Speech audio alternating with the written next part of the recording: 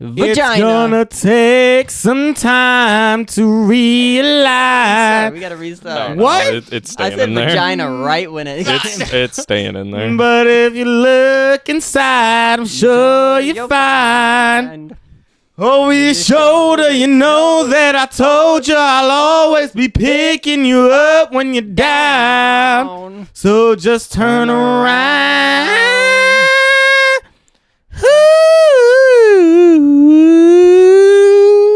Welcome back, y'all. It's fun times ahead. It's been 2 years. Season 3.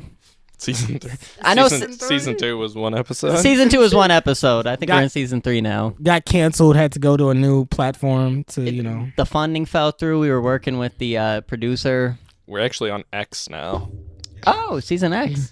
Yeah. Why aren't we naked? It's the only place they could take us. Daddy Musk, I guess. That's geez. season 4 is the nude season. All right. The out the window after dark. Sub to our Patreon for the hot tub stream. Or just go to Pornhub. It'll be on there, too. Yeah. Yeah, you can find all our nude stuff on Twitter, but only, like, just nipple content on our Patreon. It's a lot of nipples. Lot of nipples. Plus some random extra guy. So there you go. Who's the random extra guy? Whoever was in the bar that night. Oh, Yeah. I forgot about that. The audience is just like, what?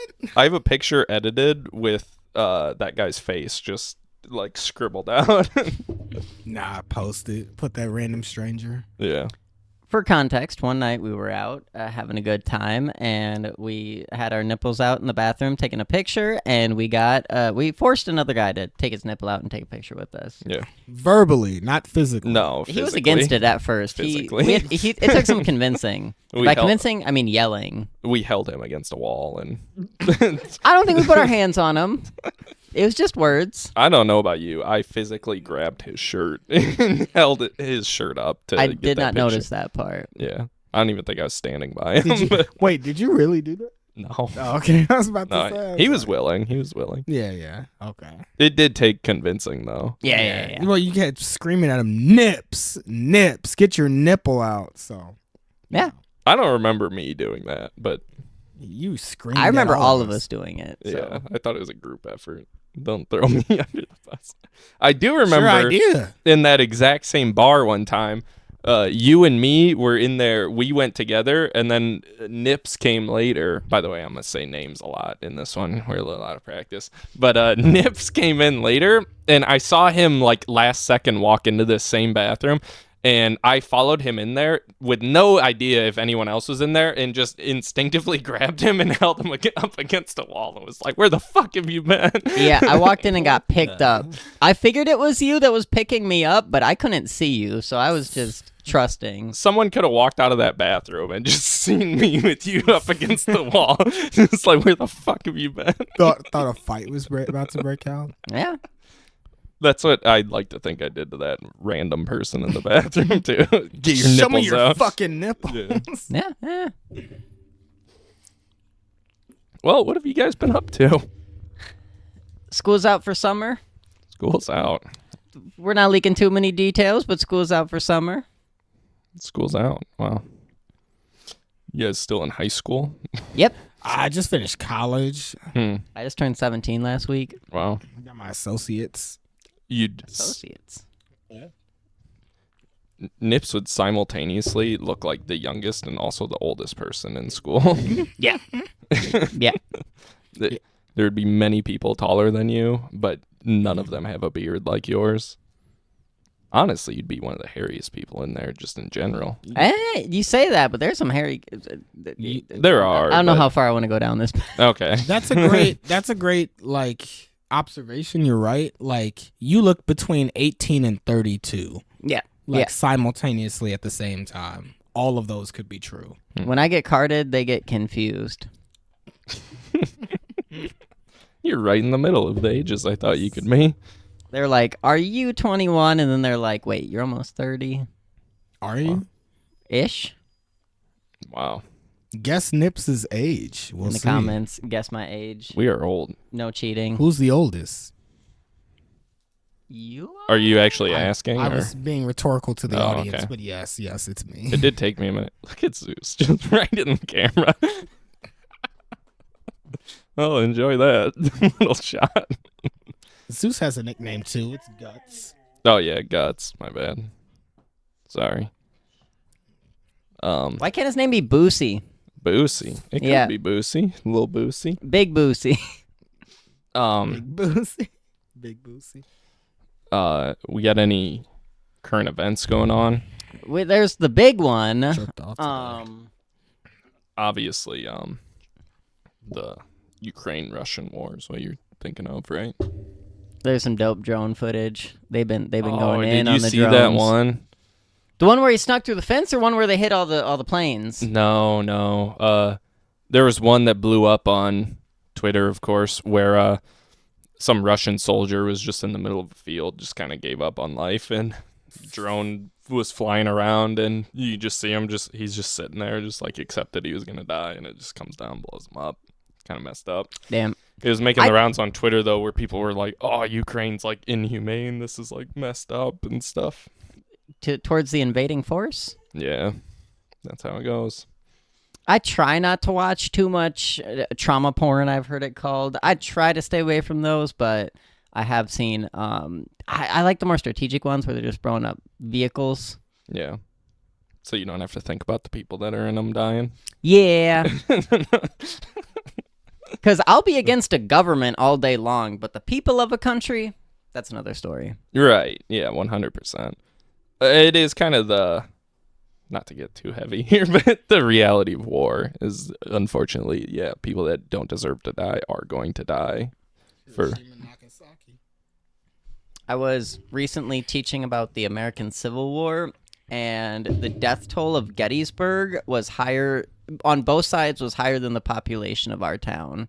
Yeah. Like, Union lost just about the population of our town, and the Confederates lost more than that.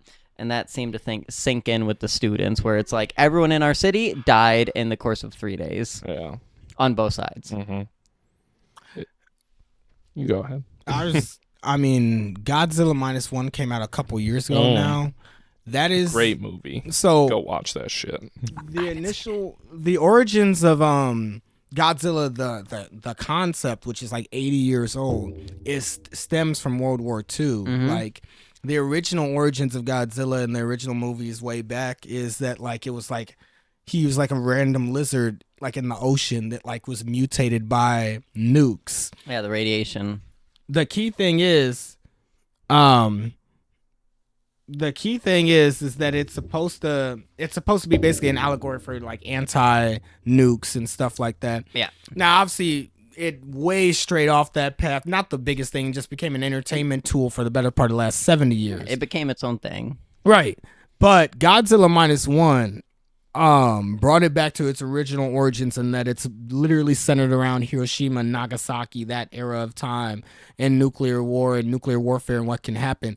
The key thing is this, and I said this to people 2 years ago when the movie came out. I saw Oppenheimer, which was about Hiroshima, Nagasaki via the guy who made the atomic bomb happen. Mm-hmm.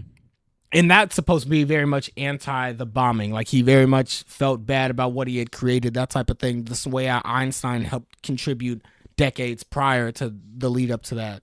Right? Same thing. The guy who made dynamite is the same guy who made, the Nobel Peace Prize. Mm-hmm. What I'm getting at is, you watch Godzilla -1. That is the best anti-nuke movie. Not only that came out that year with Oppenheimer, which is a great movie, but maybe ever. Because when they show you, like, there's a scene that's visceral in my mind, and I know you've seen it, towards the end where you just have city, you're down below on the city. You're down below like at like eye level of the people as Godzilla's blowing up like this town. And it sticks with you because it's supposed to be like a visualization of what the nukes were like. And it's horrifying.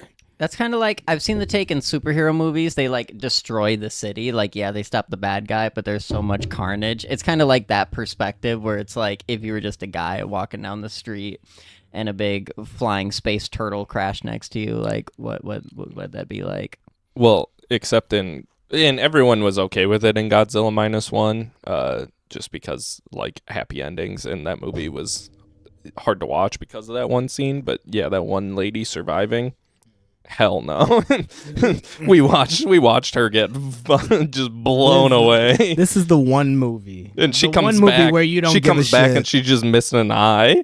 And we watched her get nuked. She just goes flying down the street. This is the one movie I'll give it a pass because that movie is I know. phenomenal. Everyone's like, all right, that's fine. But yeah, no, you just watch city blocks get just shoved down this street, and this lady's part of that. And she just comes back.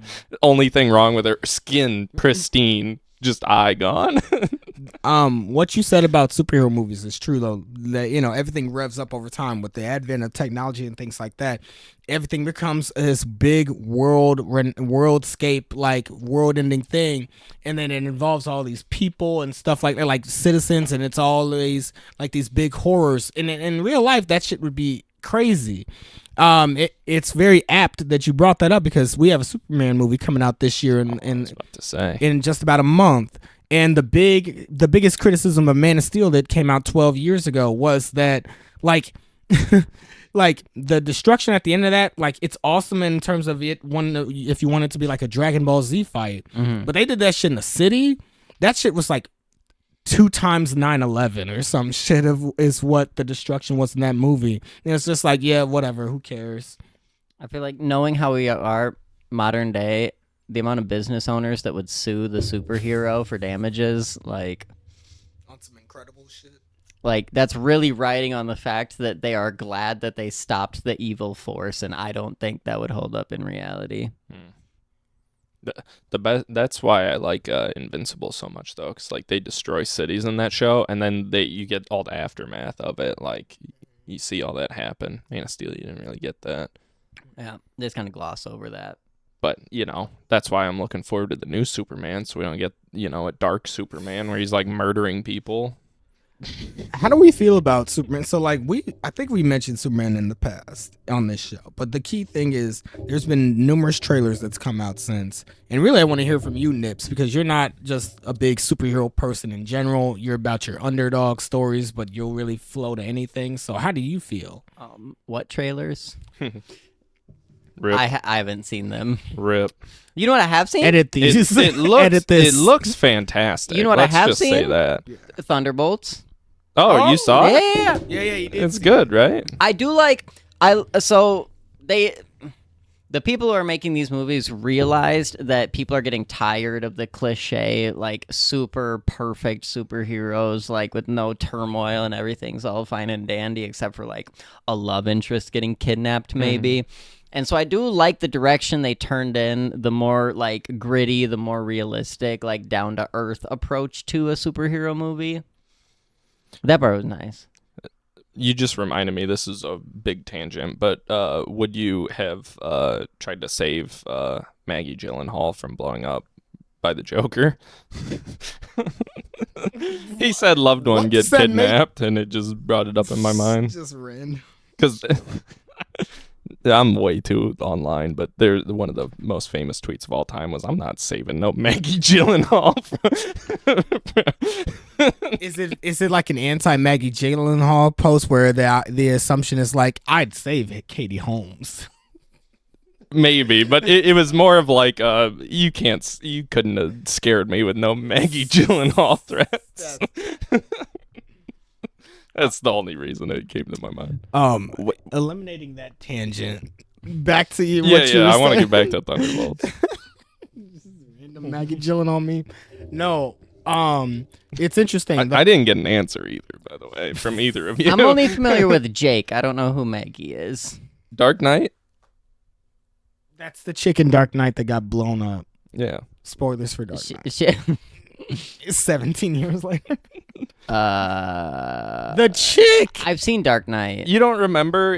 He gave him like the false choice to save Harvey Dent or now I forget her name. The only chick that mattered in that movie. Yeah. I can't like think of her face or anything like that. Okay. So I remember there was a girl who was like crying and upset, but yeah. She was dating Harvey Dent in the movie. I'm just picturing Jake Gyllenhaal in a wig at this point. That's fair. It's not that far off. Yeah, they kind of look alike. They're siblings. I'd save them. Okay.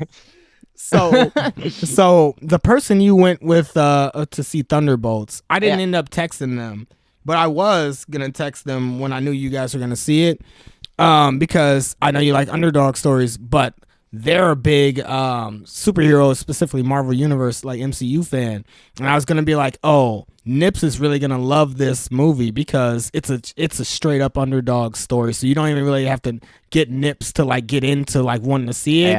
It's right up his fucking alley. Like he's gonna love this movie the most. It'll be like his favorite MCU movie. This is a dumb reason, but what's the Stranger Things dude? Which one? There's that cast is like 12 people. Because now the one's he's Johnny. The Russian super serum dude. Russian super serum. Oh. What the fuck? Oh, okay. Hopper. David Harbour. Hopper. I love that dude. So I was just excited to see that Stranger Things branched out into the Marvel universe, and I think Harper was a great Russian super soldier. Well, yeah, because the one guy is in Fantastic Four is Johnny. Joseph Quinn. Yeah. The guy who played Eddie, who died in season 4. Spoilers for Stranger Things 4. He didn't die. We didn't see that shit. He literally died on camera. He didn't die. He's still alive. What do you guys think Matt Murdock was doing when the whole thing got taken over? Because like they all got transferred to like that fake like dream realm or whatever. You think he just saw blackness in there? And he's like, where the fuck am I? He relived the first 3 seasons of Daredevil where I know, but he can't see. His dad got shot, and then so his dad got shot. He relived that shit. Are you saying because he's blind he can't experience a dream realm? Well, I'm saying like he can't see. Like, so I what would happen to him in that? His other senses. But it's not real. It's not there. I think he would be able to smell and feel and hear. You think so? Everyone else can hear in it, right? The Void's dimension wasn't based off of just sight. It was clearly all senses. Okay. It was psychedelic. Yeah. It was psychedelic. I just thought he was in there just punching darkness. He's just... Could have been. Oh, man. It's just cracked me up ever since I thought about it. There is a key. So Thunderbolts was like a decent length. It was like 2 hours long. I kept thinking since I saw the movie, I've seen it twice now in theaters, that was it, that if they wanted to, they could have expanded that more so that it was more of a unilateral movie than like more. It's very Yelena focused, which is fine. But they could have expanded it even just a little bit more in terms of like the characterization of other people. Like, can you imagine in the final act if they had let everybody have like a dream sequence? Like Bucky, you get to see Ghost, and you get to see scenes that you've never seen before. Yeah. You know what I mean? Like that way it makes it feel more equal. What they did was fine. What they did was perfectly fine. It was Yelena's movie. I get that. But if you wanted to make it like a level playing field and get the audience to care as much about, say, again, Ghost, as you do the other characters that have had several movies of characterization, then you would have went that route. Who is it they killed off immediately? Taskmaster. Yeah, like Rip. Not even a part of the movie. Like all the memes that came out of that were hilarious because it was just people like, man, I'm so excited to finally see Taskmaster on the big screen. What was funny was, everyone, it was weird because it's like everyone already knew Taskmaster was going to die before the movie came out. Of like, a ton of memes just being like, man, can't wait to see what they do with Taskmaster. Uh-huh. I do think having the Void on a motion picture, like as part of a movie, I feel like it hits different because in a comic book, if you have an all-black character that is a void, there's nothing there. I feel like in the comic book format that is like impactful and that stands out to just have like on the page just a black silhouette. Watching a projected movie and like it be on a TV screen otherwise, I feel like it doesn't hit the same. And I feel like it's kind of it's a risk to have like a major character just be like not there, Just that black. Like on the screen it's just someone who's not there, and what you could see eyes and mouth, but like I thought that shit was creepy. I felt it would hit harder on a comic book page than on the big screen though. Well, technically in the comic, he's like a monster too. I was just about to say, I'm kind of in the middle of both of you. Like, I agree with you that, like you're saying, it would have been interesting if they had given more to it. In the comics, It's just weird to have a character that's not there, you know? yeah. No, I get it. It's just like a shadow image. Yeah. They went tame with it. In the comics, the Void is like this. It's black. It's nothingness, but it's got the white eyes, but it's also horrifying. You can Google images of the Void, and obviously, in the Void can like change shape and stuff like that. It's like a monster, but the Void in the comic books is like a horrifying image. And there's a part of me that really wishes they had gone that route. I do too. I like what they Get did weird with it. Get funky, like amorphous. I think the reason why they went against that was because they didn't want it to be lumped into just a cliche like a monster, like so many things can be just lumped into just like, oh, it's just a monster, it's just another creepy. You'd lose the human aspect if you did that. Well, yeah, there's that portion of it, and then just like then it's less scary if it's just another CGI monster. Mm-hmm. And that's not. I mean, that is what the Void. The Void is horrifying to look at, honestly, on a comic book page. I do like how they introduce the Sentry, and immediately it's like, all right, he's like the strongest thing in the universe, and no one could stop him if they want to. In the very next movie, we're getting like the one character who can stop Sentry if he wants to, and it's a baby. Hey, Squirrel Girl though. Squirrel Girl, yeah, if she ever comes around. I do feel that's kind of like Captain Marvel. At which movie did she show up right at the end and like beat everything? Endgame. If she was there from the beginning, that would have been so less cinematic. So they had to have her show up late to the party. Mm-hmm. Yeah. Kind of the same with Thor too, because Thor shows up at the end of Infinity War and just like wrecks everybody, and then also wrecks Thanos, and then the movie ends anyway. Yeah, but the plot needs them to not be there for like the build up. Yeah. For both those characters, though, you can just write them to be weaker than Thanos. Like, that would be perfectly normal. Yeah, that would be horrifying on tendrils and yeah. Oh, yeah. But my biggest, so I do love what they did with the Void in general. Just that character. That's to be honest, Thunderbolts is one of the deeper films they ever made. There's so much about it that goes into about mental health and stuff like that. Yeah. It's insane. Like, and when you watch it on a second run, like I was able to watch it twice in theaters. It really hits you even harder because obviously you're able to focus in on different things now. I mean, the way how they played a depressive character, manic depressive character specifically, just what they did with Bob was like perfection.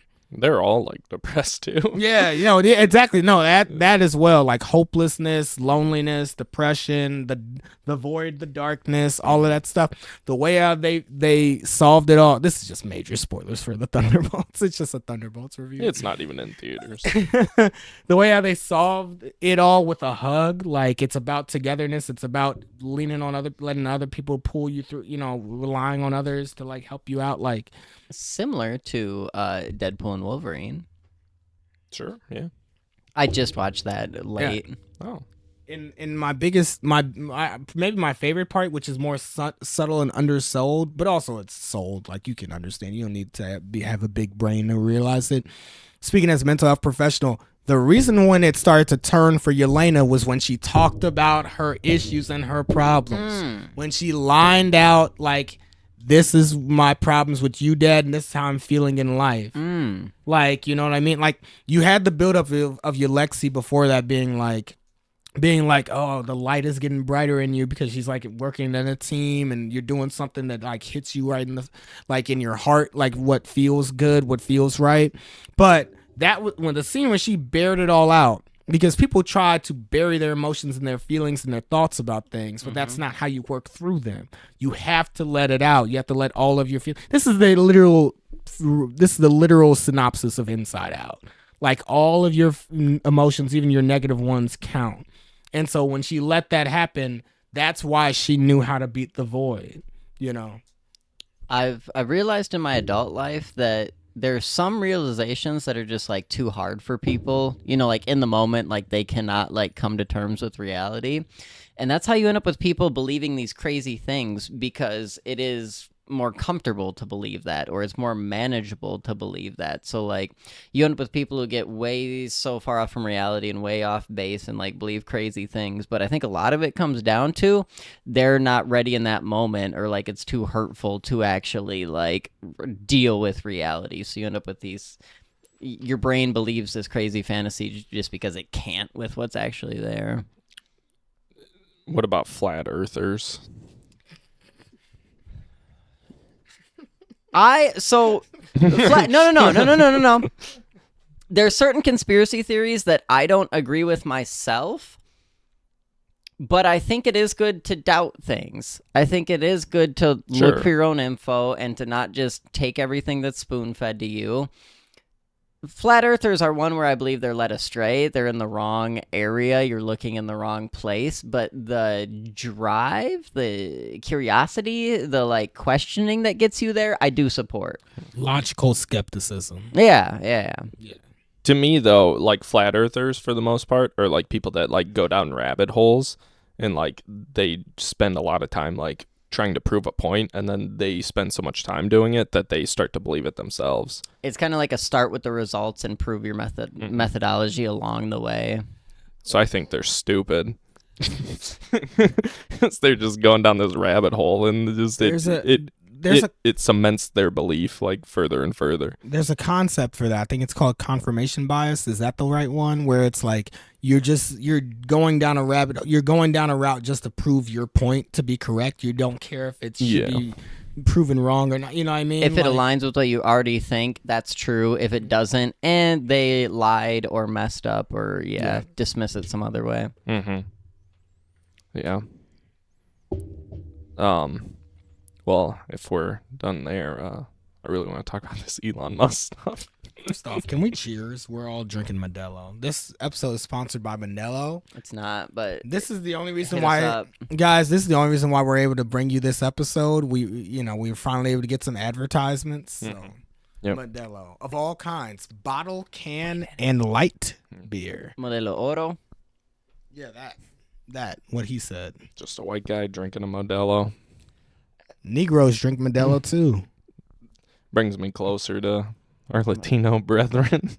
Like you. I've been adopted. Nips. I am born again. So, yeah, the big breakup, the new rap beef, the girls are fighting. Elon Musk and Donald Trump my take is it's run its natural course. We all knew this was coming. It's not a surprise. Yeah. Like, you can't have two narcissists be that close together and like it not like happen. And Trump's ego is like fucking insanely huge. He was never gonna stand for Musk to like take spotlight from him for too long. I just wish it had happened before the election is all. There were reports before the election, or not before the election, before inauguration, I should have said. But there were reports before the inauguration that Trump was tired of Musk. Was that like Mar-a-Lago? Like, yeah, he was like hanging around. He's like staying in a room there and shit. Trump was tired of him hanging around. Oh, it would have been great if it happened then. But, yeah, no, it's just, God, Twitter. One of the best days on Twitter of all time. I can't lie. I already saw. It's wild that that's Elon's platform that it's going down on. Like, and you know the only day that'll be better on Twitter is the day he dies, and that's also his platform. Oh my God! Well, him and Trump. That day is gonna be insane. Oh my God. What's the old joke? I think it's Nazi Germany, but someone every day goes to the newsstand and checks the front page of the paper. Next day he comes back, checks the front page of the paper, puts it back, doesn't buy it. Next day, checks the front page of the paper, doesn't buy it. And finally the guy asks him, like, what are you looking for? And he's like, oh, I'm looking for an obituary. And they say, those are in the back. And he says, not the one I'm looking for. Oh, that's a banger. Yeah. That's a good one. Yeah. No, but God, so much funny stuff. Just called him a pedophile. It's right out there. I mean, that's not new info. I know, but it like admits to so much stuff because it implies you were okay working with a pedophile until he burned you. You brought your kid around him. You let your kid on Marine One with him alone. You weren't there. He let Trump walk his kid onto Marine One and fly away. And then later be like, he diddles kids. Yeah. Well, it's like you knew that the whole time if you did. But also he admitted to like essentially buying an election too. Yeah. And then like no one's like talking about it. Even Chuck Schumer just posted like a little popcorn comment on it, and it's like he just admitted that if he didn't pay for a bunch of this election stuff, they would have lost, which who knows if that's true or not. Like obviously it's all speculation. Obviously it played a big role, but it's just wild shit to be like, yeah, we're an oligarchy and I'm an oligarch, and without me like this is, you know, you guys don't have any actual voting power. Is kind of how that reads. But just wild shit. I just really hope that this group implodes and does not come back again. I've thought that before and it did not happen, but like, can it just like run its course and have them burn themselves out? The right has taken on so many different forms and factions and iterations that I thought I had a decent handle on how conservatives were going to be. That was 13 years ago. When give me some Romney fiscal lost. conservatives for small government again, please. I think please. we're far past that point. When Romney lost, swing? When Romney lost, I thought, okay, well, we've seen the end of this engine. It's never going back. And the mutations that have permeated the Republican Party and the right as a whole, conservatives, just have taken us down this road that I didn't expect. We are in for listen, to reference the first episode and then many other episodes afterwards, it's the fight of this generation's lives.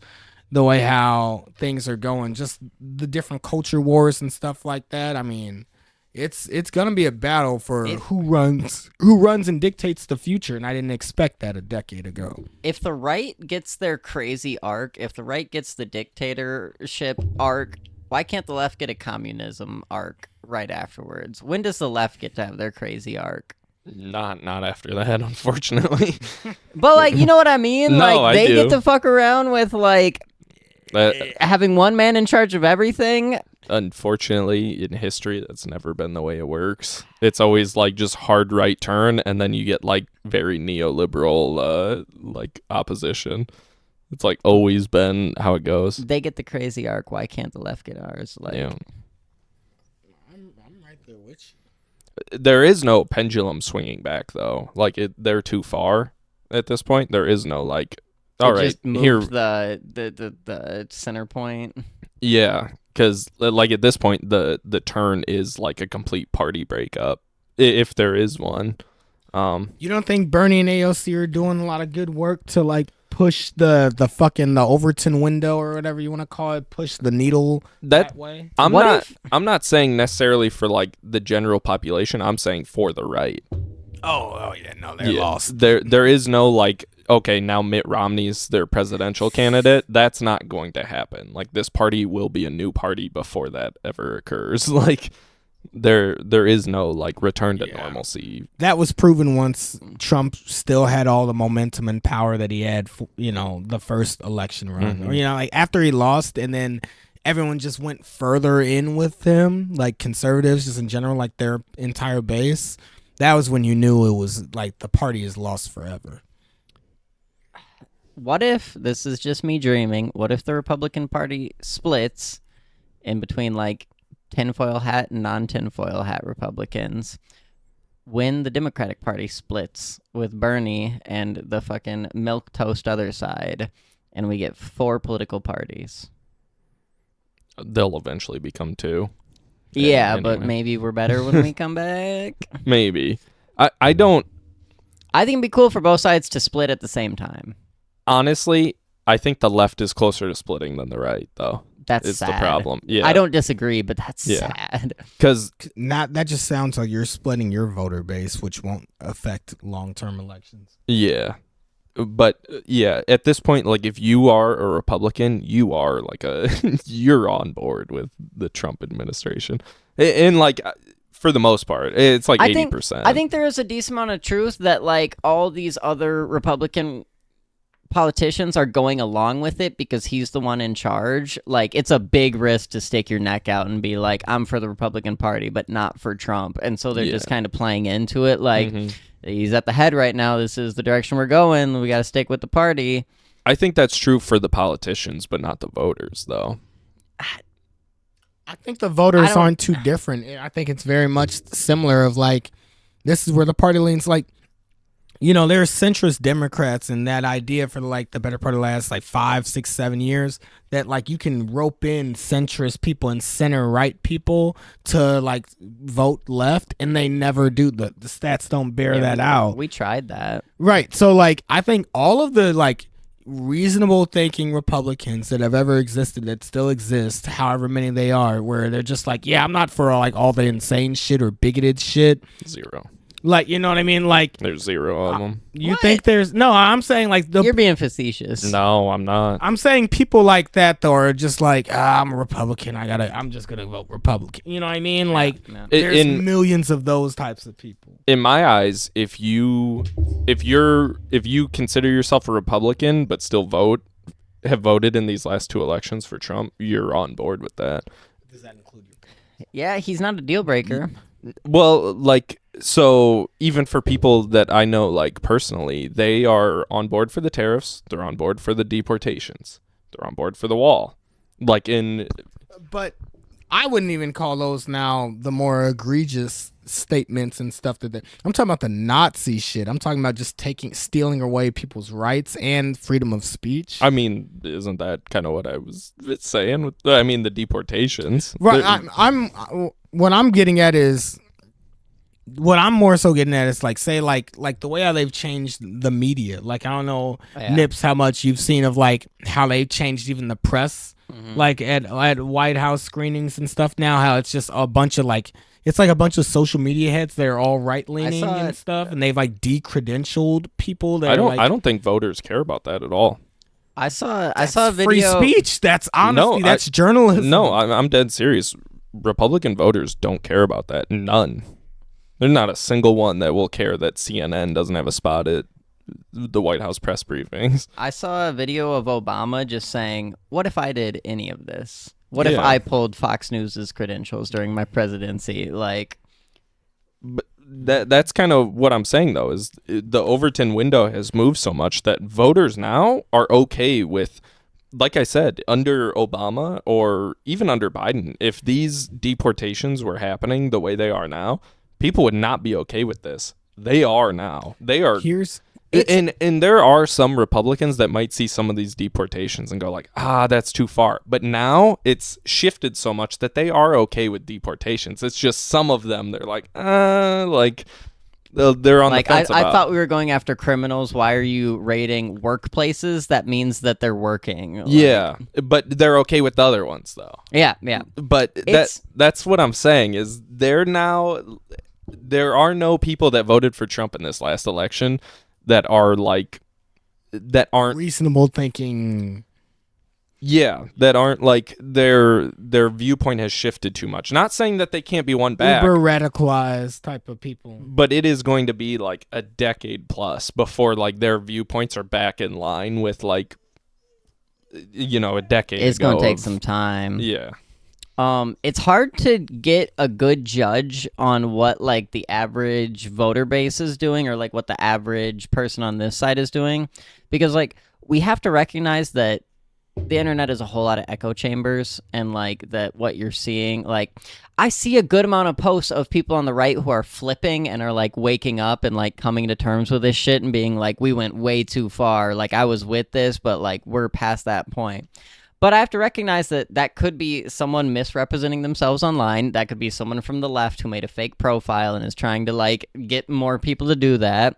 Or it could just be like one person out of 10,000 and like the super outlier. So like they could it's flip hard back too. Yeah, like I see that stuff, but like it's hard to trust that that's an accurate representation of what's going on, like just day to day in places. I stopped caring about those types of videos because of that specific reason. That last one that you said, like, ultimately, yes, there's tons of videos online for the last 10 years that Trump has done things under his first, like, time as presidency, or everything with the election denial shit. January 6th, the lead up to this election and the things he said. The things that happened just in the in-between time while Biden was president, when he was under all these different investigations of shit. And then even through till now, you could find a million different videos of like people being like, yeah, no, it's gone too far and I've switched. But ultimately that's just a small percentage. Yeah, it's hard to know. Yeah. So there's no reason to even try to quantify that. You could do polling. You could do a whole bunch of research into it. I don't have the time for that. I'm not buying into any of it because we saw in this last election, Harris leaned hard into these types of voters, the ones that were going to be the never Trump Republicans. Did not work. Nope. Right. And it goes into what I said. I was like, those center right people of like those reasonable thinking Republicans that don't like all the crazy shit. It's just like, I'm a Republican. No, I'm gonna just go Republican. Yeah. Or what they did is they just didn't vote for either candidate, but then voted down ballot Republican. Yeah. A horrifying thought. I forget what video I was watching like a day ago or 2 days ago was like, somebody was like, I forget what video it was. I think it was a Now This News type of video. Where it was basically saying like most Americans, if you poll them, think that the Trump administration right now currently is corrupt.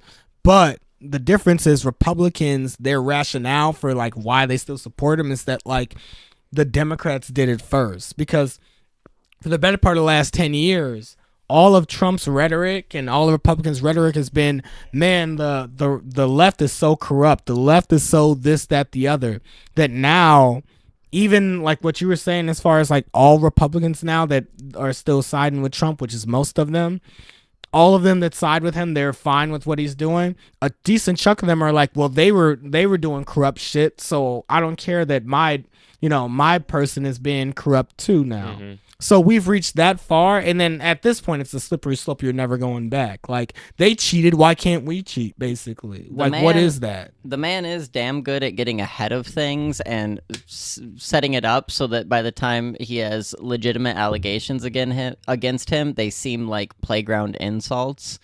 Because if you spend forever calling them corrupt and then you actually commit corruption, that just seems like, oh, you're just like throwing the typical political slander back at us. Right. This all just goes into the Democrats are weak too. Yeah. God, they're terrible. I mean, the biggest thing of like the last decades going on Twitter, like the two biggest right-wing figures in the media are like having a huge feud. One of them called the other a pedophile, and Chuck Schumer just puts popcorn emoji. Like, what are we doing? Be on NBC right now being like, Trump's in the Epstein files? Like, fucking make a big deal about that. He's in the Epstein files. Elon just said it, and that's why they weren't released to the public. Everybody knew this, obviously, but be out there screaming that shit. He just handed you a golden egg. Same with the election buying stuff. Like, why would you not be talking about that? That the world's richest man bought an election. Said he did. Yeah, it's fucking crazy that you're not out there screaming that to the world. God, hate the Democrats. It's fucked up because I almost hate the Democrats more than the Republicans because they're so inept. Yeah, they're so incompetent. Yep. And they're all old. I saw one thing the other day. This is not related at all, but it was like 13 members of Congress have died or something over the last 2 years. They've all been Democrats. All of them. Like, Jesus Christ. The one, Connolly, he was the one that just won the oversight committee over AOC. And then he died in office like 4 months later from cancer he knew he had at the time. Why are you running? And all the Democrats backed them over AOC, like all the mainstay ones.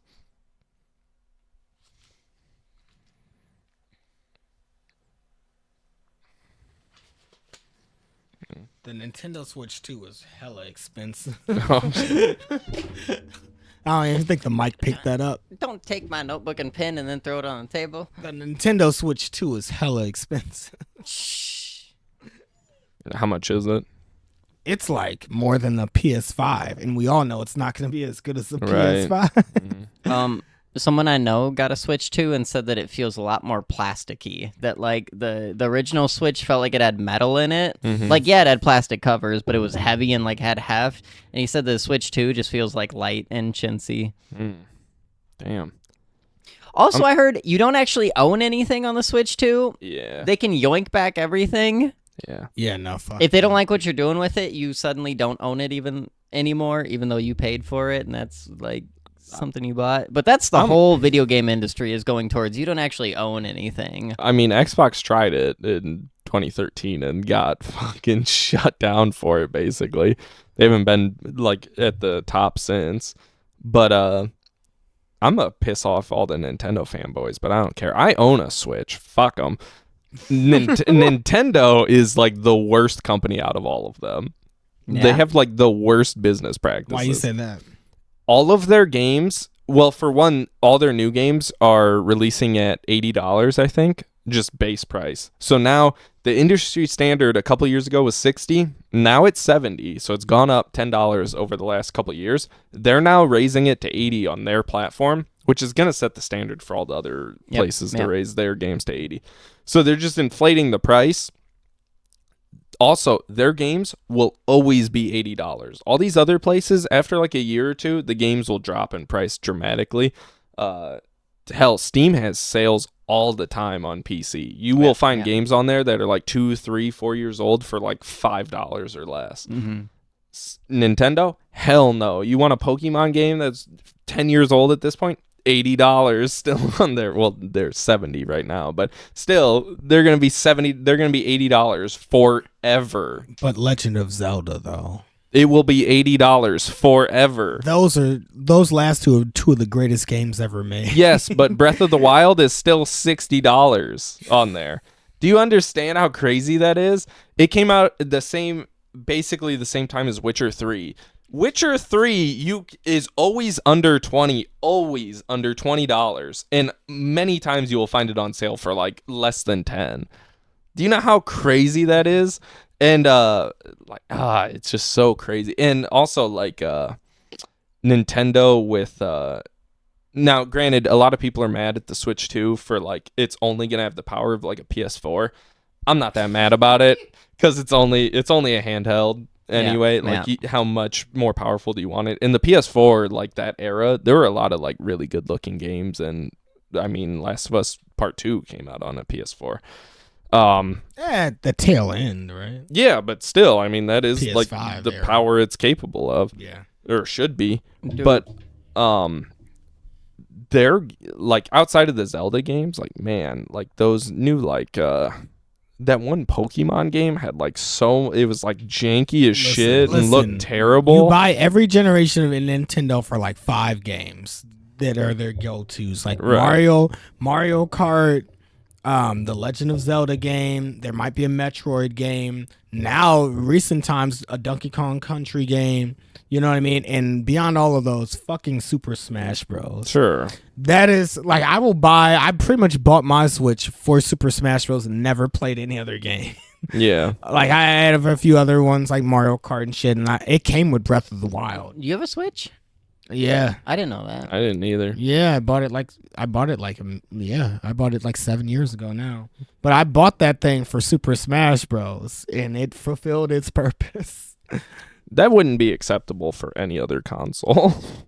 That's not true. There's plenty of people that buy. That is no, 100% true. I for a fact know that like there are Xbox like straight up just all the way Team Microsoft people that will buy like a PS4, like at the time PS3 to PS4, PS whatever, for like the PlayStation exclusive games like Uncharted, The Last of Us.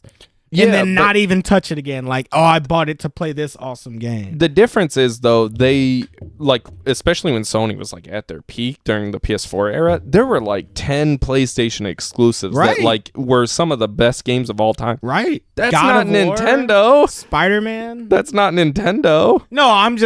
No, but, like, it's kind of similar in that there's Nintendo exclusives and stuff. That's greatest what I'm saying. games of all time. Guaranteed right now, people buy for Smash Bros. The Smash Bros. Community 100% I agree, but that's like saying someone bought a PlayStation because of, like, Injustice or some shit.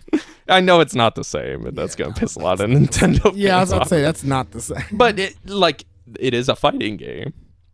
It's a fighting game, but it's like the most popular fighting game. Yeah, but what sets Super Smash Bros. Like that far ahead of like Injustice or Mortal Kombat. It's also like the most unique fighting game. Like there's no other like it. PlayStation tried like 2 generations ago to make a PlayStation All-Stars game. I don't know if you remember that shit. I do, yeah. I heard it was decent. I never got to play it. I actually would have tried it out at least, but that's the closest anything Could ever you imagine came to someone a said that to you? They're like, I'm buying this PlayStation for All-Stars or whatever. No, but Smash Bros is point. like one of the longest tenured fighting games too. I mean, it came out like first one came out on the 64, so that's like 98. And legitimately, again, like the Smash Bros community is insane. I used to play that one. Yeah, With the hand.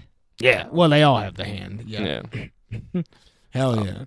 Because I was Melee, that. y'all. I was that Microsoft guy. I had the original Xbox, had a 360. I even got an Xbox One. But then when I moved to Florida, I bought a PS4 like immediately right when I moved down there because I'm like, I wanted to play the God of War, Spider-Man, Bloodborne was a big one for me. There were like, yeah, Last of Us. There were like so many. Uncharted. Shit. I've actually never played Uncharted still, but. So yeah, I made the switch over to PlayStation with the PS4, but then I don't know, like there were so many exclusives. Yeah, fuck Nintendo. Those practices are shit. Oh, you agree now? Superman. Yeah, no, I always agreed. Oh, I was okay. just yeah. You're saying other people do it too. Yeah. That Nintendo's not the only one. Last little piece on that, by the way, Microsoft has like switched their entire philosophy now. They don't even have exclusives on Microsoft. They like put them on PC immediately now, and most of their games are also on Sony right away. So Y'all still remember when they were the most unethical ones? I'm against exclusives in general. I was Xbox for the longest time, and then we got our Xbox stolen, and I've just been PC ever since. But not super out. I just don't want to get a console. Sony, motherfucker. Sony till you die. Sony, the goats. I have PC and Sony, so I'm good with either. But I'm not against exclusives necessarily, because I do think that brings in a lot of like good like content and stuff, and it really lets people focus on developing for the one platform. So then that's how you get a lot of the best like optimized games on those too. I see that. Yeah, because like the Last of Us games came out at the end of the PlayStation 3 era and the end of the PlayStation 4 era, and they're both the best looking games on both those platforms. I just like the competitive business aspect of it. I just like that business Me too, aspect yeah. of being like, it's exclusive. You gotta come to this, and I just like that competition. That's some good, healthy I'm a competition. consumer. I'm not a company. I'm not with that. I'm more so coming at it from the perspective of when they were both in their heyday, like the prime, and Xbox was like a real competitor. That was incredible because they had the Gears of War franchise, I the was Halo literally thinking franchise. that in my head, yeah. Xbox used to have all the exclusives that everybody wanted to play. Mm-hmm. Gears of War was the crunchiest game. Oh yeah, crunchy's a good word to describe that. They're coming out with a remake, and guess what? It's gonna be on PC day one. So well, I remember, and I'll forever be able to have this growing up, and like you're competitive and you're comparing with your friends, like fucking I got this and this and this on PlayStation. Yeah, but we got this and this on Xbox. Mm-hmm. You know what I mean? Like that's just fun to me. Some healthy level of partisan bullshit. I don't know. yeah. I enjoy it. Yeah, for me, it was more just a thing of like just getting like iconic franchises out of the two, because now you don't get that from like at least Microsoft. You get it from Sony a little bit, but yeah. You know who wouldn't go down for any of these unethical game practices? Who? Superman. Oh, really? Superman wouldn't be down for that Wow. shit. So Nips, The Henry Cavill Superman might. He might be down. Nips has access to the Speed Force, and so he was able to watch the trailer and then come back to us. So we want to hear Nips's immediate thoughts. Also, it's funny because Nips isn't a comic book fan, so he has no idea what I'm talking about when I say access to the Speed Force. Oh, I do. Oh, okay, cool. Who's that related to? Yeah, The Flash. Okay. Oh, okay. I thought you were just gonna be like, yeah, and then move on. There were like 3 characters you could name that I was ready for him to be like, yeah. based off of the word Speed Force. That makes He's sense. the world's best vibrator. That's true. True. I don't like Superman. I don't like Superman as a character for the same reason that I would never play a paladin in D&D. Zeus didn't like that shit. I'm playing a paladin in our current Baldur's Gate 3 playthrough. I'm not. Personally attacked right now. I'm playing like a evil paladin though. Is that more interesting to An you? Oathbreaker? Yeah. Oathbreakers aren't really paladins. Okay. But An Oathbreaker is what you play when you want the combat abilities of a paladin, but you don't want to roleplay the paladin. Right. Because lawful good is boring. Yeah. Superman is lawful good. You know he's going to go for good every time. I don't find any interest or intrigue in lawful good characters. If you have a large group of people, maybe having one lawful good character could add to the overall story, but to zero in on that lawful good character, I don't get anything out of it. You go first. You go first. I don't really then I'll go. have anything to expound on there. I was going to bring up something else. Okay, well, before we go into that then, do you like Captain America as a character? No. Okay, that's kind of where I was going. Well, okay, He's well, lawful good. I don't like lawful So- good. It's boring. Well, Like it's you can expect everything that's gonna come before it happens. Did you like Henry Cavill's Superman? He's an attractive man, but I don't like Superman. Well, he snapped Zod's neck in it. So I didn't know if maybe that was like... I like him in The Witcher. So The Witcher ain't lawful good. No. So there's a few different lanes to take things with what you had mentioned. So like I get the idea of like lawful good being relatively boring and stuff like that. The key thing is if you tell a good story, those things, regardless of where lawful good, unlawful good, that type of thing, it's all centered around the universe they're in, the world that's built, the story that's being told.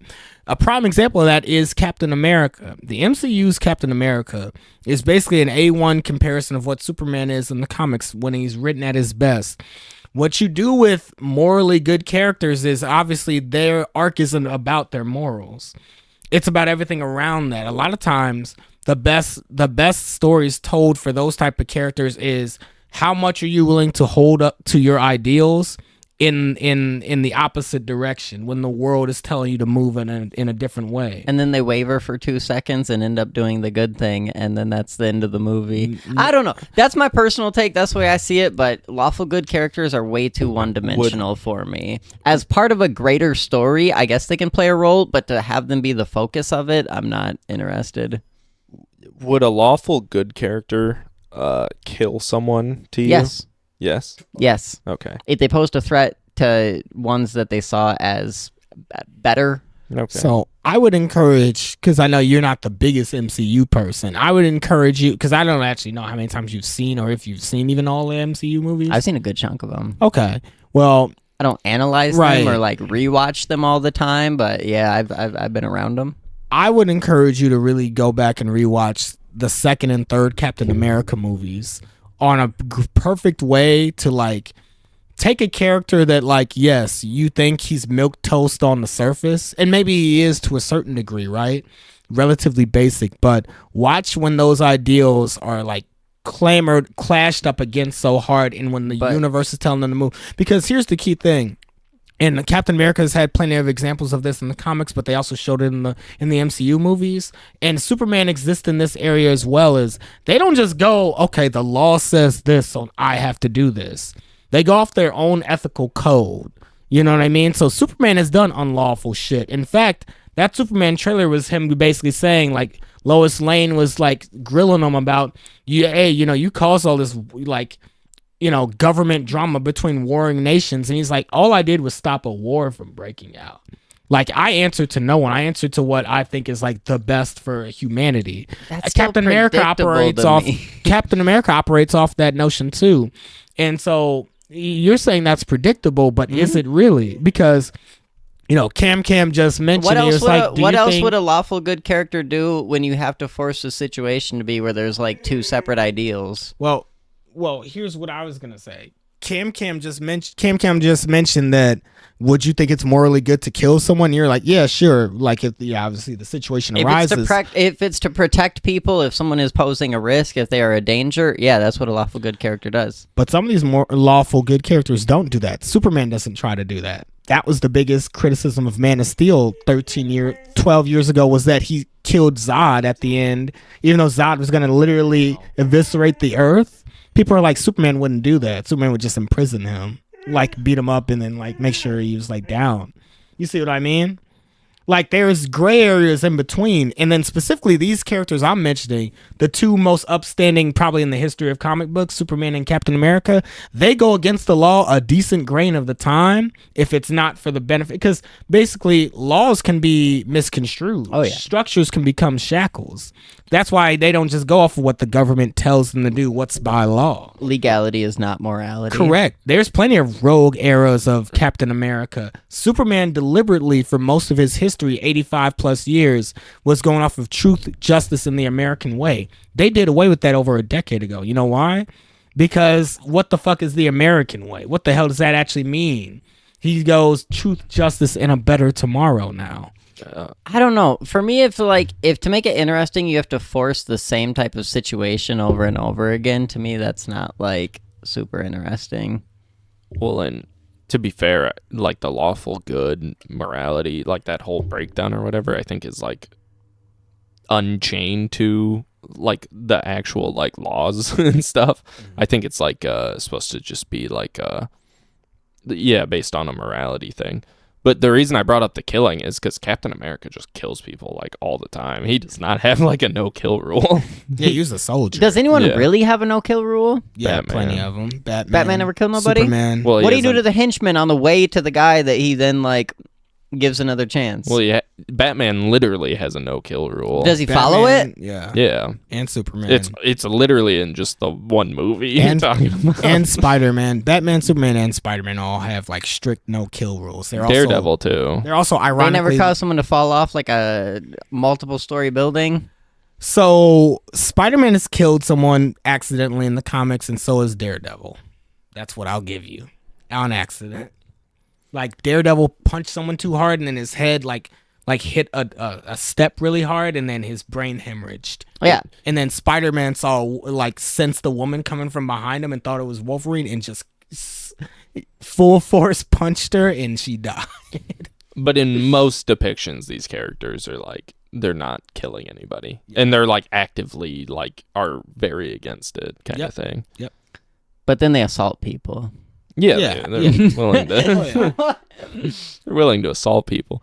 The best is my god, old Daredevil's peak. But the best is Daredevil season 3 where Matt is debating the entire season on whether or not he has to kill Fisk. There's so many spoilers in this episode. Specifically, this is a nearly 10-year-old TV show. Ask anyone who has trained for boxing or MMA about bar fights, and you will get an answer that will, just save you from all those situations of like, oh no, I punched this guy too hard. Yeah, you can just kill. I didn't mean to punch him that hard. I didn't know he'd fall down and hit his head, and he'd have a brain hemorrhage. Batman has a great monologue, which has been co-opted by like things like Daredevil and stuff about no killing. And it's like, if I do it for one, then it's kind of like the seal is broken. Then what would to stop me from continuing to do it? And then I'm just a murderer. Because then you can't hold yourself back. You do it once, then it's like, okay, all right, I just killed the Joker, then Riddler, then this character was pissing me off. These crooks killed a couple people, so I just murdered them too. You're a psycho, to be honest, though. But you see what I mean? Just became a serial killer.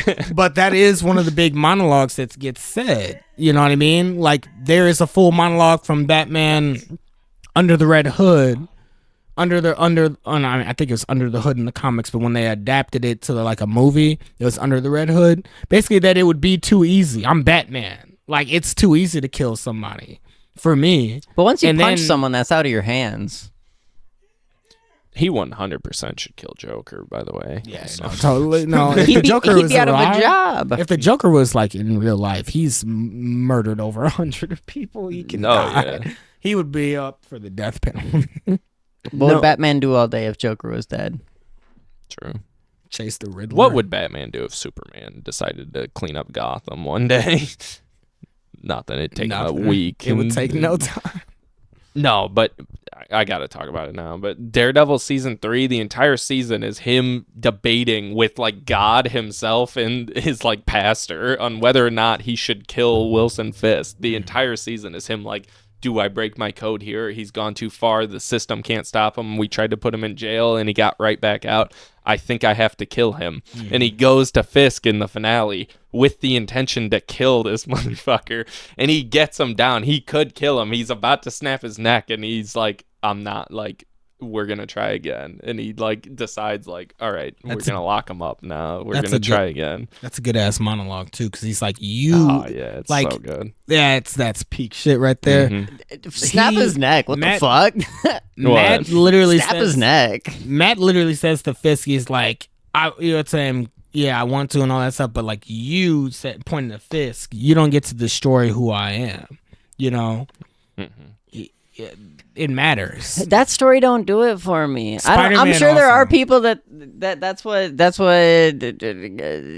it for him. But you would like Daredevil though. This fucker sounds like a Punisher Red Hood fan right now. Punisher's in Daredevil. No, Punisher and Red Hood kill shit. people all the time. That's the best shit. And I'm a Squirrel Girl fan. The peak of Daredevil to me is the scenes with Punisher in it, though, in season 2. Like when they're on that rooftop debating their moralities with each other, that's the best shit. Yeah, I mean, the peak of Daredevil is just anything from season 3.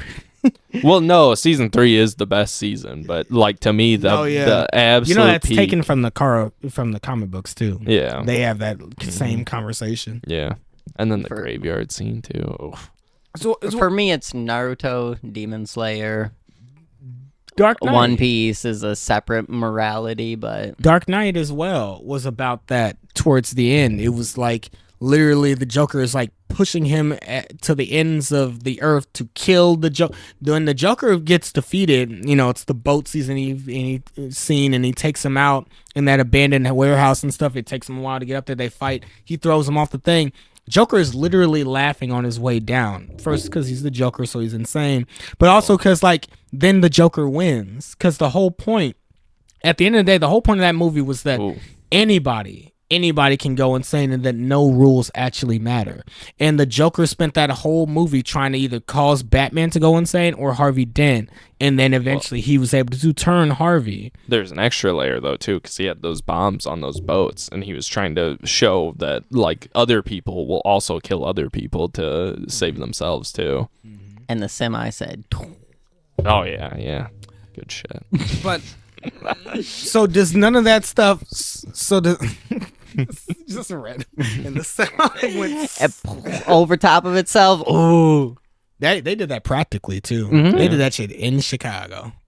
I think my aunt and uncle were in a hotel right next to it when they were filming some of the scenes. What the fuck? Damn. Just like, yeah, no, there were explosions outside their they hotel. just flipped the semi.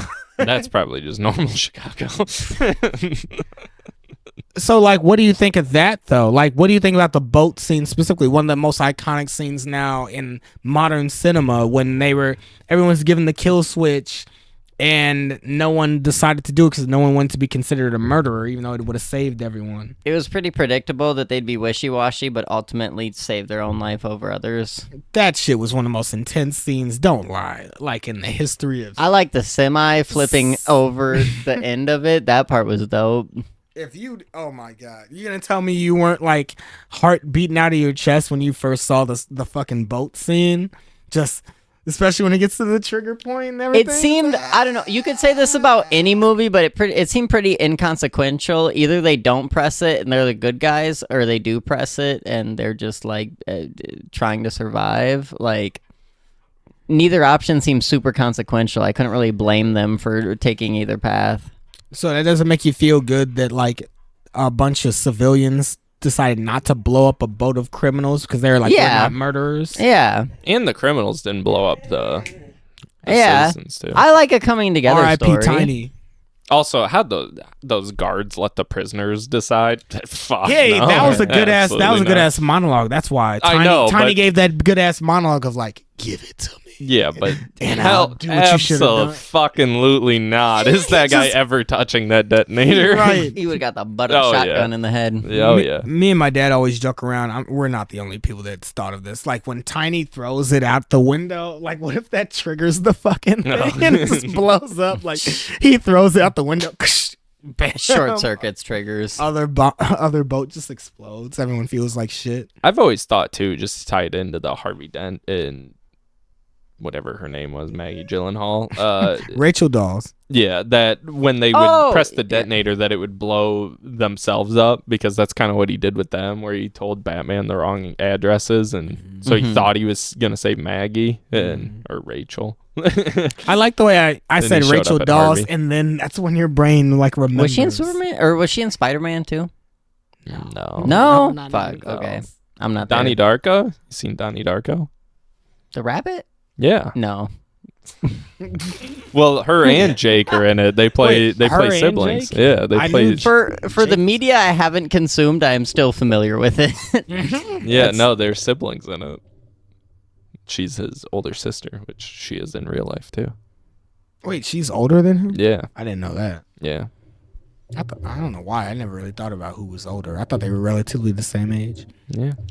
All right, y'all. We apologize for the length of time that it took to get this one out to you, but we hope to get the next one out to you sooner. Thank you for sticking around. As always, I don't remember what I used to say. what's up is down, what's left is right. Oh yeah, right. But there's always gonna be some fun times ahead. Out the window. Hi. It's gonna take some time We're not gonna do it again. realize. What did you say at the beginning? Vagina. I'll put in some edits of the Drake and Josh intro, where like the The screen arrows. splitting and There's stuff. like the blue yeah. arrow, Yeah. green arrow. Yeah. You can do that. Nice. I'm not, but but I could.